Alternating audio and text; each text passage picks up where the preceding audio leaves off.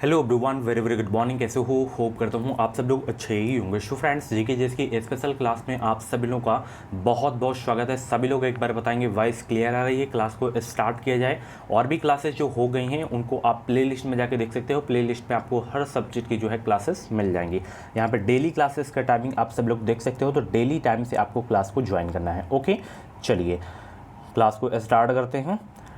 And आप सभी को पता है कि हिंदी का जो है मेरा हैंड रिटेन नोट्स आ गया है। आप पीडीएफ फॉर्मेट में इसे जो है लिख सकते हो, मात्र वो भी 20 रुपये में। कल रिकॉर्ड बन गया है, लगभग 500 छात्र इसे परचेज किए हैं, तो आप लोग भी परचेज कर सकते हो। कम समय में अपना जो है बेहतरीन लैंग्वेज में स्कोर कर सकते हो, क्योंकि ये स्कोरिंग सब्जेक्ट होता है। आप 50 क्वेश्चंस वहाँ पे सॉल्व करेंगे। 50 में से अगर आप हमारे नोट्स से जो है तैयारी करके जाते हैं तो 45 प्लस क्वेश्चन तो आप आराम से करके आएंगे। मैं डेली एक चैप्टर आपको देता हूँ, अगर उसे आप तैयार करते हैं 100% आपका स्कोर जो है बेहतरीन जाने वाला है। तो इसके लिए क्या करना होगा, इस व्हाट्सएप नंबर पे आपको जो है मैसेज करना होगा। हैंड रिटेन नोट्स को लेकर आपको मैसेज करना होगा। इसके बाद पेमेंट 20 रुपये का करना होगा। तुरंत मैं आपको जो है पीडीएफ सेंड कर दूंगा। ओके, चलिए भाई क्लास को स्टार्ट करते हैं। समय बहुत कम है, तो आज ही कल में आप लोग परचेज कर लीजिए ताकि आप लोग भी पढ़ सकें आराम से। चलिए, पहला प्रश्न है, उगते हुए सूरज का देश किसे कहा जाता है? सभी लोग बताएंगे, उगते हुए सूरज का देश किसे कहा जाता है? म्यांमार को, भारत को, जापान को या नॉर्वे को? पहला का जवाब देंगे सब लोग। उगते हुए सूरज का देश किसे कहा जाता है? ये कहा जाता है जापान को। किसे कहा जाता है? जापान को कहा जाता है। तो ऑप्शन बी आपका बिल्कुल करेक्ट हो जाएगा। अगला प्रश्न स्टार लगा के नोट कर लेना, बहुत इंपॉर्टेंट क्वेश्चन है। किस संविधान संशोधन के द्वारा मत अधिकार की आयु को 21 वर्ष से घटाकर 18 वर्ष कर दिया गया है? 55वां संविधान संशोधन, इनमें से कोई नहीं, 61वां या 56वां? तो वो कौन सा संविधान संशोधन है जो मतदान की आयु 21 से घटाकर 18 वर्ष कर दी गई है? बताएंगे सब लोग, दूसरा का जवाब देने का प्रयास करेंगे। सभी को गुड मॉर्निंग भाई, सभी को गुड मॉर्निंग। चैनल पे पहली बार आए तो सब्सक्राइब ज़रूर कर लेना और बेल आइकन को ऑल पे ज़रूर से ज़रूर प्रेस कर लेना, ताकि जो भी बीएड प्रेस परीक्षा की अपडेट हैं, जो भी क्लासेस आएँ, उनका नोटिफिकेशन आपको टाइम से मिलता रहे। तो यहाँ पे 61वां संविधान संशोधन के तहत मतदान की जो आयु 21 वर्ष थी, इसे घटाकर 18 वर्ष कर दिया गया है। ऑप्शन सी आपका बिल्कुल करेक्ट हो जाएगा। चलिए, विश्व शिक्षक दिवस कब मनाया जाता है? विश्व शिक्षक दिवस 5 अक्टूबर, 5 दिसंबर, 5 सितंबर या 5 अगस्त? तीसरा का जवाब दीजिए, विश्व शिक्षक दिवस कब मनाया जाता है? विश्व शिक्षक दिवस कब मनाया जाता है? 5 अक्टूबर को मनाया जाता है। राष्ट्रीय शिक्षक दिवस 5 सितंबर को। तो यहाँ पे ऑप्शन ए आपका बिल्कुल करेक्ट हो जाएगा। किसके द्वारा खालसा पंथ की स्थापना की गई थी? गुरु तेग बहादुर, गुरु हरगोविंद या गुरु गोविंद सिंह या गुरु नानक देव? 4 को जवाब दीजिए सब लोग। किसके द्वारा खालसा पंथ की स्थापना की गई थी? तो गुरु गोविंद सिंह के द्वारा जो है खालसा पंथ की स्थापना की गई थी। ऑप्शन बी आपका बिल्कुल करेक्ट हो जाएगा। अगला प्रश्न बहुत इंपॉर्टेंट क्वेश्चन है कि भाखड़ा नागल परियोजना किस नदी पर स्थित है? महानदी, कृष्णा नदी, सतलज या ताप्ती? बताइए सब लोग, भाखड़ा नागल परियोजना किस नदी पर स्थित है? स्टार लगा के नोट कर लेना, बहुत इंपॉर्टेंट क्वेश्चन आपके एग्जाम के लिए। बताएंगे सब लोग, भाखड़ा नागल परियोजना किस नदी पर है? जैसे टिहरी बांध आपका जो है भागीरथी नदी पर है, नागार्जुन सागर आपका जो है कृष्णा नदी पर है, तो भाखड़ा नागल बांध आपका हो जाएगा सतलज नदी पर। ऑप्शन बी करेक्ट हो जाएगा। सूर्य ग्रहण होता है जब, क्या बीच में आ जाता है बताइए? 6 का जवाब दीजिए सब लोग। सूर्य ग्रहण होता है जब जो है चंद्रमा सूर्य और पृथ्वी के बीच आ जाता है। ऑप्शन डी आपका बिल्कुल करेक्ट हो जाएगा। एनसीटीई का फुल फॉर्म बताएंगे सब लोग। एनसीटीई का फुल फॉर्म बताएंगे। एनसीटीई का फुल फॉर्म बताएंगे सब लोग, क्या हो जाएगा इसका फुल फॉर्म एनसीटीई का? एनसीटीई का फुल फॉर्म हो जाएगा national council for teacher education. Option A आपका बिल्कुल करेक्ट हो जाएगा। और आप लोग वीडियो को देख रहे हो तो फटाफट वीडियो को लाइक कर दो सब लोग। चैनल पे पहली बार आओ तो सब्सक्राइब जरूर कर लेना। जैनवाद के अनुसार कितने तीर्थंकर हैं? 24, 20, 25, 22?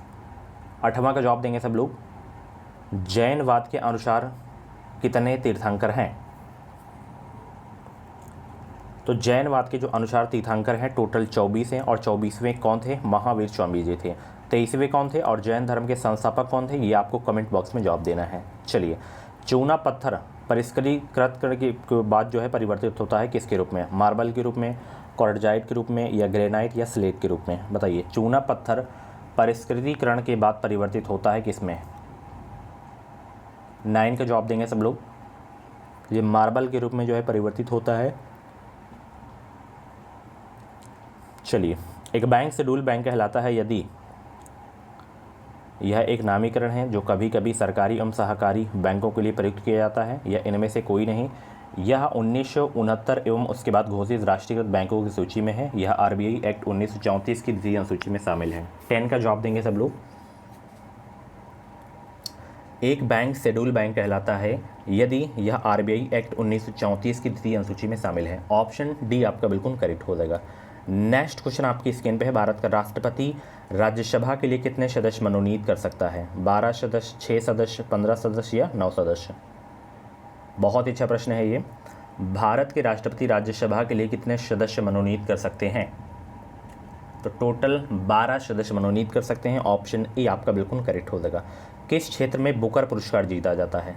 12 का जवाब देंगे सब लोग। किस क्षेत्र में बुकर पुरस्कार जीता जाता है? कथा साहित्य, साहसिक कार्य, विज्ञान या औषधि के क्षेत्र में? स्टार लगा के नोट कर लेना, बहुत इंपॉर्टेंट क्वेश्चन है ये।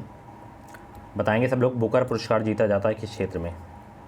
तो ये कथा साहित्य के क्षेत्र में दिया जाता है, यानी कि फिक्शन राइटिंग के क्षेत्र में जीता जाता है। 12 का ऑप्शन ए आपका बिल्कुल करेक्ट हो जाएगा। चौथा खंबा संप्रत्यय संदर्भित करता है किसको? न्यायपालिका को, या कार्यपालिका को, या प्रेस को, या विधायिका को? बताइए। चौथा खंबा संप्रत्यय संदर्भित करता है किसको? प्रेस को करता है, मीडिया को। ऑप्शन बी करेक्ट हो जाएगा। भारतीय नेपोलियन किसे कहा जाता है? बताएंगे सब लोग। भारतीय नेपोलियन किसे कहा जाता है? सम्राट अशोक को, चंद्रगुप्त मौर्य को, समुद्रगुप्त को, या चंद्रगुप्त विक्रमादित्य को? भारतीय नेपोलियन किसे कहा जाता है? 14 का जवाब देने का प्रयास करेंगे सब लोग। तो भारतीय नेपोलियन कहा जाता है समुद्रगुप्त को। ऑप्शन सी आपका बिल्कुल करेक्ट हो जाएगा। शोभना गुरुटू प्रवर्तक हैं किसके? शोभना गुरुटू प्रवर्तक हैं किसके? 15 का जवाब देंगे सब लोग। तो ठुनरी के प्रवर्तक हैं। ऑप्शन डी आपका बिल्कुल करेक्ट हो जाएगा। सौरमंडल के किन ग्रहों को निकृष्ट ग्रहों के रूप में जाना जाता है? बताएंगे सब लोग। सौरमंडल के किन ग्रहों को निकृष्ट ग्रहों के रूप में जाना जाता है? मंगल एवं बुध, बुध एवं शुक्र, पृथ्वी एवं मंगल, या पृथ्वी एवं बुध? तो बुध एवं शुक्र को जाना जाता है निकृष्ट ग्रहों के रूप में। ऑप्शन यहाँ पे आपका बी वाला बिल्कुल करेक्ट हो जाएगा। चलिए, अगला प्रश्न आपकी स्क्रीन पे है। रेटिनॉल का सामान्य नाम क्या है? देखिए, मैं जो नोट्स प्रोवाइड करा रहा हूँ उसमें केवल हिंदी के क्वेश्चन होंगे, और मैं जीके के भी, चलिए आप अगर कहेंगे तो मैं जीके के जो वन लाइनर क्वेश्चन होते हैं मैं खुद उसको भी हैंड से आपने बनाया हूँ, तो उसे भी आप लोग ले सकेंगे बिल्कुल फ्री में, उसको मैं आपको दे दूँगा। रेटिनॉल का सामान्य नाम क्या है? विटामिन ए है। ऑप्शन सी, सी आपका बिल्कुल करेक्ट हो जाएगा। यहाँ पे विटामिन ए ही होगा ना, ठीक है। चलिए, पाक जलडम रुमद अलग करता है किन 2 देशों को? पाकिस्तान और श्रीलंका, ब्रिटेन और फ्रांस, या भारत और पाकिस्तान, या भारत और श्रीलंका? तो पाक जलडम रुमद अलग करता है किन 2 देशों को? 18 का जवाब दीजिए सब लोग। पाक जलडम रुमद अलग करता है किन 2 देशों को? या भारत और श्रीलंका को अलग करता है? ऑप्शन डी आपका बिल्कुल करेक्ट हो जाएगा। संविधान के किस अनुच्छेद में निर्वाचन आयोग के विशेषाधिकार निहित हैं? 350, 280, तो 356 या 324? तो निर्वाचन आयोग का संबंध है 324 से। 356 राष्ट्रपति शासन, 280 आपका वित्त आयोग, ठीक है। चलिए, अगला प्रश्न। पोंगल त्यौहार है किस राज्य का? सीधे एग्जाम में छपने वाला प्रश्न है ये। पोंगल त्यौहार है किस राज्य का? तमिलनाडु का, पश्चिम बंगाल का, असम का, या केरल का? 20 के जवाब दीजिए सब लोग। पोंगल त्यौहार है किस राज्य का? तो तमिलनाडु का है। ऑप्शन ए आपका बिल्कुल करेक्ट हो जाएगा। वर्ष 2014 में भारत का कौन सा राज्य 29वां राज्य बना था? बताएंगे सब लोग। तेलंगाना बना था, या उत्तराखंड बना था, या छत्तीसगढ़ बना था, या इनमें से कोई नहीं? 21 का जवाब देने का प्रयास करेंगे। तो इसमें बना था तेलंगाना, जून 2014 में। ऑप्शन ए आपका बिल्कुल करेक्ट हो जाएगा। चलिए, जापान की संसद का नाम क्या है?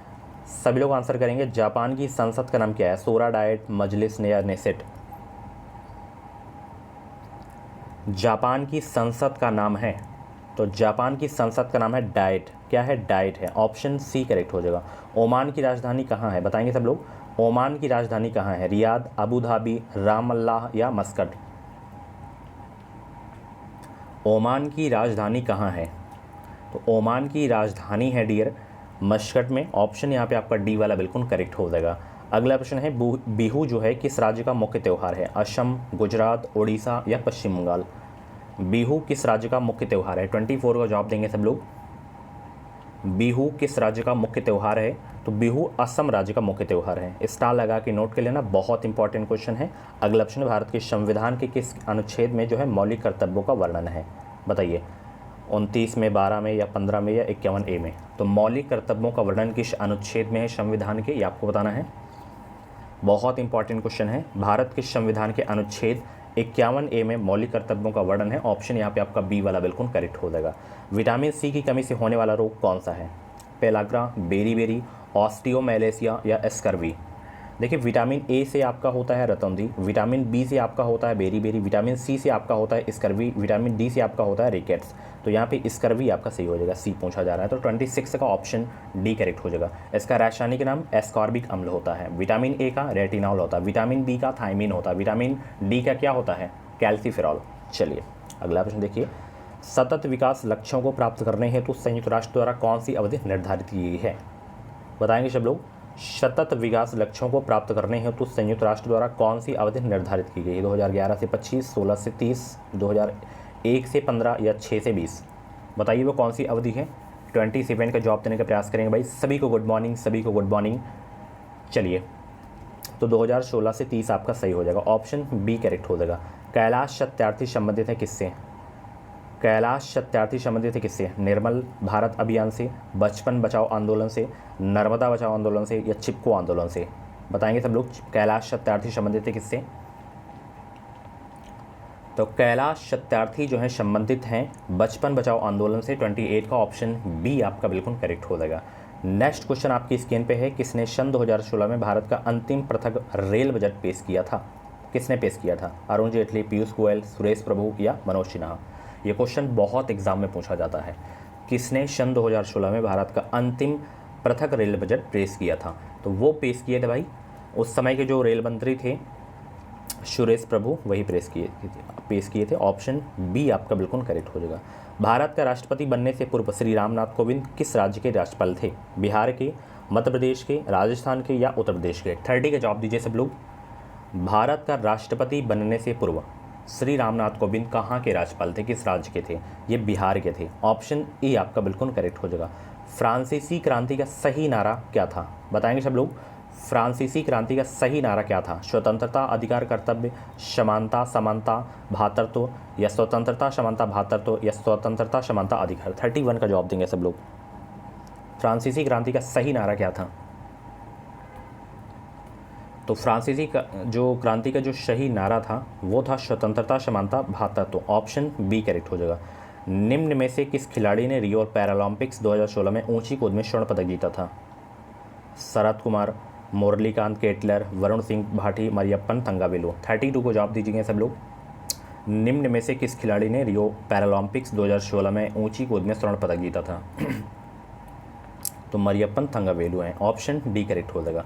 नेक्स्ट क्वेश्चन आपकी स्क्रीन पे है, न्यायमूर्ति दलवीर भंडारी चर्चा में रहे हैं क्योंकि वह इलाहाबाद उच्च न्यायालय के मुख्य न्यायाधीश बने, या इनमें से कोई नहीं, या नेशनल जुडिशियल कमीशन के सदस्य बने, या इंटरनेशनल कोर्ट ऑफ जस्टिस के लिए पुनर्निर्वाचित हुए थे?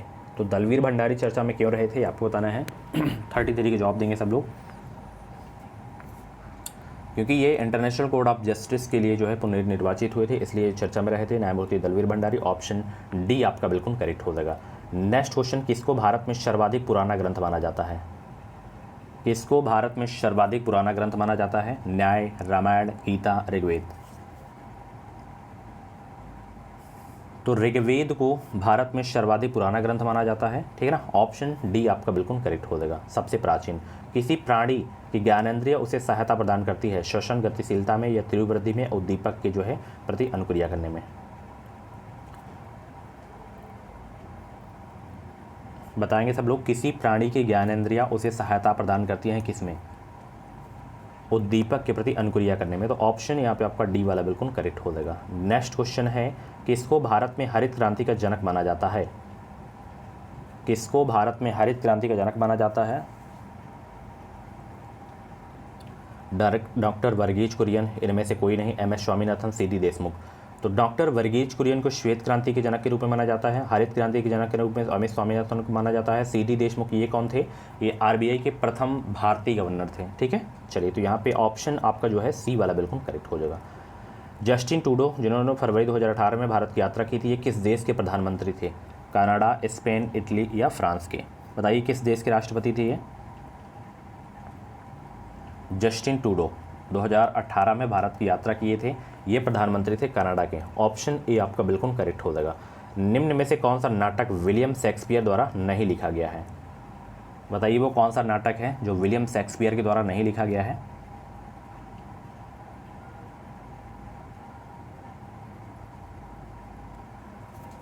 तो ये है आर्म्स एंड द मैन। ये जो है विलियम शेक्सपियर का नाटक नहीं है। ऑप्शन सी आपका बिल्कुल करेक्ट हो जाएगा। राष्ट्रीय प्रतिरक्षा संस्थान स्थित है कहाँ? चेन्नई, मुंबई या नई दिल्ली या बेंगलुरु में?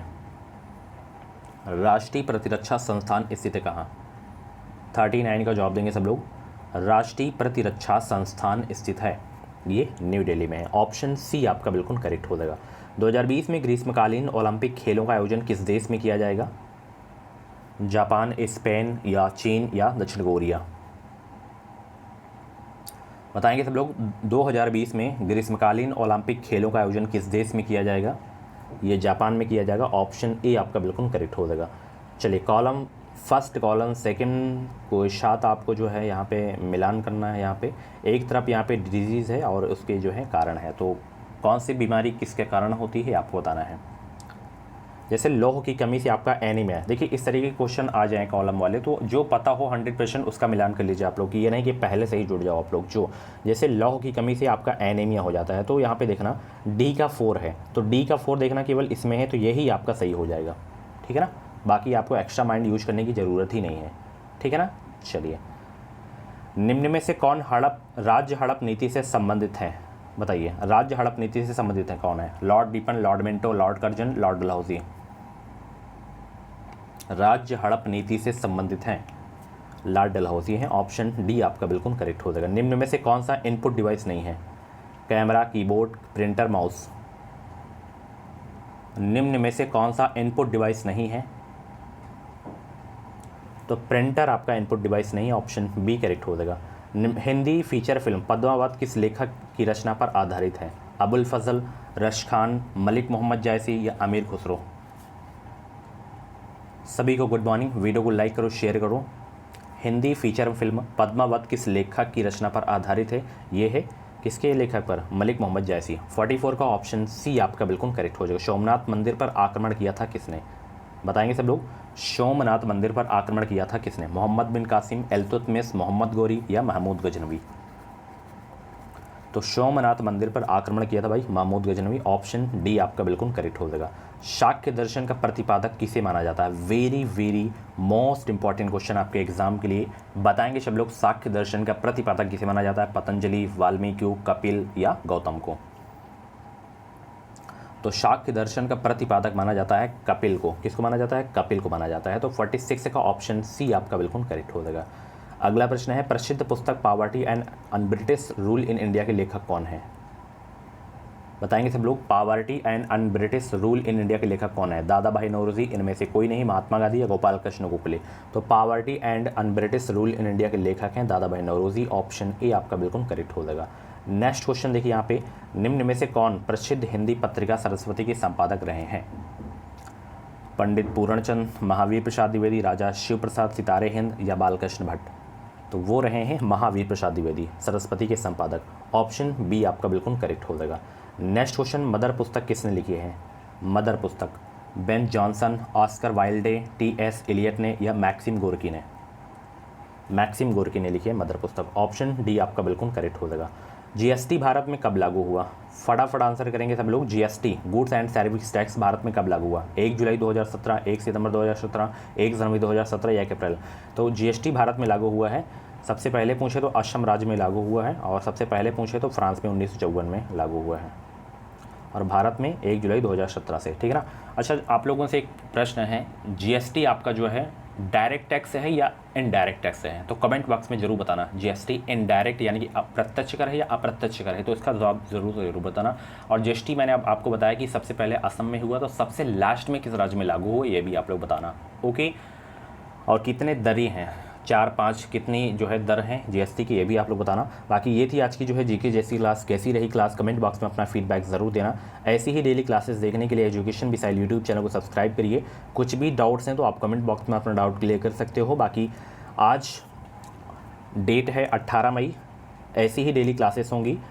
21 मई से आपकी जो है हर जो क्लासेस होंगी वो मैराथन होगी, मैराथन के रूप में, यानी कि 30 से 40 मिनट में होगी। हम ज़्यादा क्वेश्चन कवर करेंगे ताकि कम समय में आप ज़्यादा जो है क्वेश्चन भी कर पाएँ, ताकि आपकी जो है तैयारी ठीक ठाक हो सके, ठीक है ना। बाकी आपको हिंदी का शॉर्ट नोट्स लेना है तो आप ले सकते हो, इसमें ऑब्जेक्टिव प्लस थ्योरी सब मिलेगा आपको, ठीक है ना।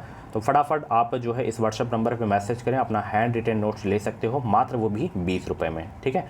ये समझ लीजिए कि 1 रुपये में एक टॉपिक आपको मिल रहा है। एक बार आपको 20 रुपये पे करना पड़ेगा, मैं आपको कंटेंट दूंगा, बेस्ट से बेस्ट कंटेंट मैं आपको दूंगा, जिसे पढ़कर आप अपना बेहतरीन स्कोर कर सकते हैं अपने एग्जाम में। Thank you so much, bye bye, take care. मिलते हैं अगली क्लास पे 3 बजे वाली क्लास में, हिंदी की क्लास में। तब तक लिए बाय बाय, टेक केयर।